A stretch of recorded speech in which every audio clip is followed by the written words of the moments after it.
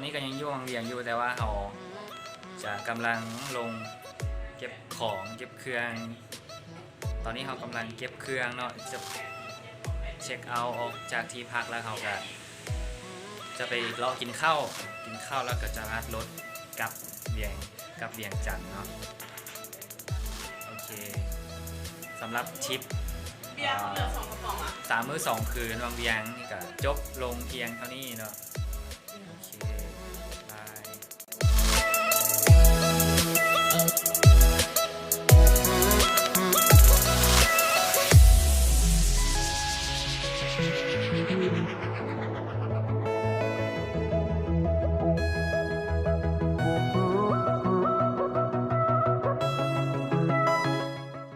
ตอนนี้เขากำลังเหมารถไปต่ออีกบุรกุล3เนาะกับอินเตอร์พาร์คเดี๋ยวขึ้นรถไปเลย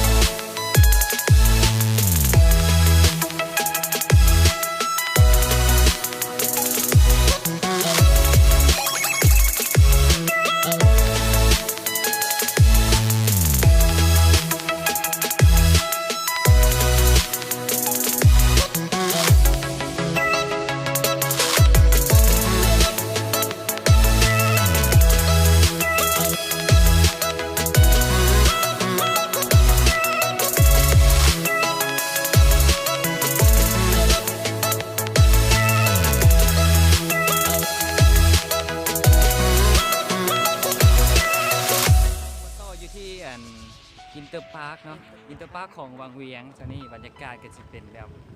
สถานที่ท่องเที่ยวนี่มันจะเน้นในการที่ว่าเรามาเซลฟี่กันมาถ่ายรูปกันเนาะอันนี้จะเป็นดอกไม้เป็นกระตุกต่างๆอยากจะพาไปเบิ่งเนาะว่าจะเป็นทางไหนสำหรับปีเข้าสมสถานที่ท่องเที่ยวตัวนี้แมน10,000 กีบต่อคนเนาะให้เบิ่งรอบๆเนาะก็จะเป็นกระตู้แบบนี้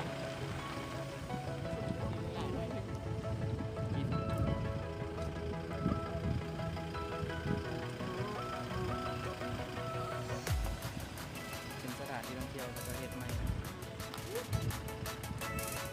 อยู่รอบๆของภูเขา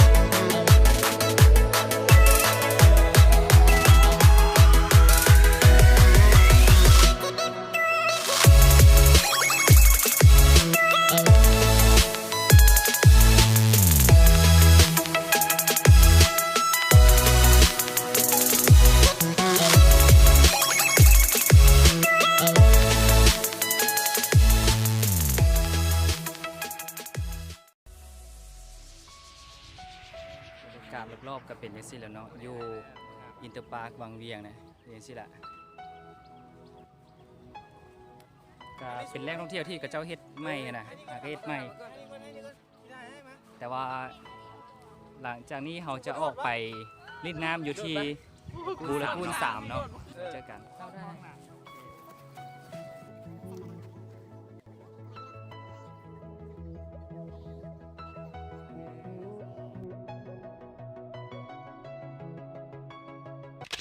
้